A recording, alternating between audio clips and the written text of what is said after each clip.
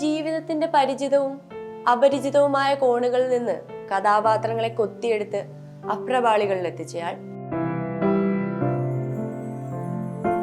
ഉൾഗ്രാമങ്ങളിൽ ഒരിടത്ത ഫയൽവാനെയും ഏതോ നാട്ടിടവഴിയിൽ നിന്ന് പുതിയ കള്ളത്തരങ്ങളുമായി നഗരത്തിലേക്ക് ചേക്കേറിയ കള്ളൻ പവിത്രനെയും പ്രണയം തോരാതെ മണ്ണിലേക്കിറങ്ങിയ ഗന്ധർവനെയും നഷ്ടമാകുന്ന രാത്രികളെയും സ്വാതന്ത്ര്യത്തെയും തിരിച്ചു പിടിക്കാനുറച്ച ജീവനെയും പാച്ചുവിനെ ലാളിച്ച് മതിവരാത്ത മുത്തച്ഛനെയും കാലാതീതമാക്കിയ കലാകാരൻ.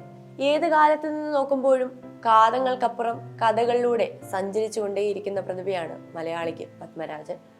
രചനകളിലും സിനിമകളിലും നമ്മുടെ വഴക്കങ്ങളെയും പഴക്കങ്ങളെയും ഒരുപോലെ പൊളിച്ചു നിവർത്തി സഞ്ചരിച്ചൊരാൾ. 3 പതിറ്റാണ്ടിനിപ്പുറവും പത്മരാജന്റെ ചലച്ചിത്രങ്ങളും എഴുത്തുകളും അദ്ദേഹത്തിന് ശേഷമുണ്ടായ തലമുറകളെയും സ്വാധീനിച്ചുകൊണ്ടിരിക്കുന്നു.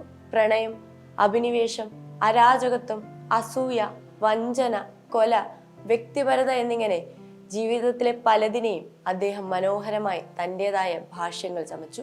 മനുഷ്യബന്ധങ്ങളുടെ സങ്കീർണതയും സംഘർഷവും വിഷമസന്ധികളുമെല്ലാം പത്മരാജന്റെ സിനിമകളിൽ മലയാളി ഋതുപകർച്ചകൾ പോലെ കണ്ടു. പെയ്തു തോരാത്ത മഴകൾ പോലെ പൂർണ്ണ വിരാമമില്ലാതെ നീങ്ങുന്ന ഒരു പറ്റം മനുഷ്യരെ പത്മരാജൻ സ്ക്രീനിലെത്തിച്ചു. ജീവിച്ചു മതിവരാത്തവരെയും സ്നേഹിച്ചു മതിവരാത്തവരെയും പകയെരിഞ്ഞ് തീരാത്തവരെയും ഉൾപ്പിടച്ചിലോടെ നീർ ജീവിക്കുന്നവരെയും അതിജീവനത്തിനായി പരക്കം പായുന്നവരെയും അയാൾ അതിഭാവുകത്വമില്ലാതെ സ്ക്രീനിൽ നിറച്ചു.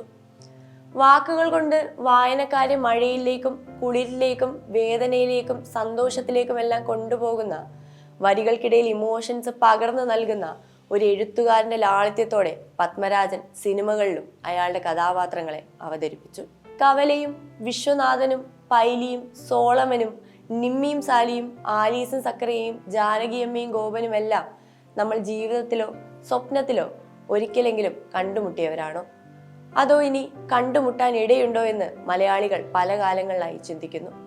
അവരില്ലാതെ മലയാളിയുടെ പ്രണയമോ സന്തോഷമോ കാത്തിരിപ്പോ ഒന്നും പൂർത്തിയാകില്ല. ഗുണ്ടയെ പേടിച്ച് ഒളിച്ചു താമസിക്കാനായി പഴയ ലൈംഗിക തൊഴിലാളിയുടെ അടുത്തേക്ക് അയക്കപ്പെടുന്ന രാമൻ.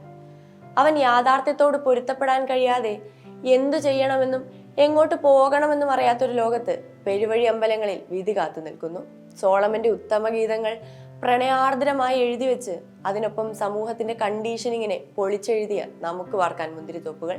ഒരാളെ പോലെയുണ്ടായ മറ്റൊരാൾ, അയാൾ നേരെ വിപരീത സ്വഭാവത്തിൽ അപരത്വം അനുഗ്രഹമാക്കുമ്പോൾ വ്യക്തിത്വത്തിനു വേണ്ടി പോരാടാൻ ഇറങ്ങുന്നയാളുടെ കഥ. ഇന്നലെ തേടിയിറങ്ങിയ ഒരാളുടെ ഓർമ്മകൾക്ക് വേണ്ടിയുള്ള യാത്ര. 2 കിളികളെ പോലെ കൂടുവിട്ട് പറന്നു നടക്കാനിറങ്ങിയ 2 ദേശാടന കിളികളുടെ യാത്ര. പാച്ചുവിനു വേണ്ടി ഒരു യുഗം കാത്തിരുന്ന അപ്പൂപ്പന്റെ 3 ദിവസത്തെ കാത്തിരിപ്പ്. മാളുവമ്മയുടെ വീട്ടിലേക്ക് യാത്ര തിരിച്ച സക്രിയയും കൂട്ടുകാരും അവരെത്തിച്ചേരുമ്പോൾ അതിനു ചുറ്റും ഒരു യുദ്ധത്തിനെന്ന പോലെ അരപ്പട്ട കെട്ടിയിറങ്ങിയ ഒരു ഗ്രാമത്തിന്റെ കഥ പത്മരാജൻ പറഞ്ഞ കഥകളിലൊന്നും ഒന്നിനൊന്നുമായി സാമ്യതകളില്ലായിരുന്നു. അതിലെല്ലാം ഓരോ നിമിഷവും മാറി മറിയുന്ന, കാണുന്നയാളെ പിടിച്ചിരുത്തുന്ന, ഒപ്പം അപ്രതീക്ഷിതമായി വഴിതിരിച്ചുവിടുന്ന എന്തെങ്കിലും ഉണ്ടായിരുന്നു. അതുകൊണ്ട് തന്നെ സിനിമ എന്ന മാധ്യമത്തിൽ വൈവിധ്യതകളെ ആഘോഷിച്ച അയാളുടെ എല്ലാ കാലത്തിനും ആശ്ചര്യം ബാക്കിയാവുന്ന അതുല്യ സൃഷ്ടികൾ അനവധി. ഗ്രാമീണ നിഷ്കളങ്കതയുടെ ആഴവും പരപ്പും പറയുന്നതിനൊപ്പം തന്നെ ഹിംസയുടെ രൂക്ഷഗന്ധം പേർന്ന നാട്ടിടവഴികളെയും പത്മരാജൻ പരിചയപ്പെടുത്തി. അനുകരണത്തിനോ വിജയ ഫോർമുലകൾക്കോ വഴങ്ങാതെ പിൻപേ വരാനിരിക്കുന്ന ചലച്ചിത്രകാലത്തിനത്രയും പാഠപുസ്തകമായി നടന്നു തീർത്തൊരാൾ. തിരസ്കാരങ്ങളിൽ പതറാതെയും നടപ്പുകാലത്തിന്റെ സദാചാര ബോധങ്ങൾക്ക് കീഴടങ്ങാതെയുമായിരുന്നു ആ യാത്ര. ഇന്നും അവസാനിക്കാത്ത യാത്ര.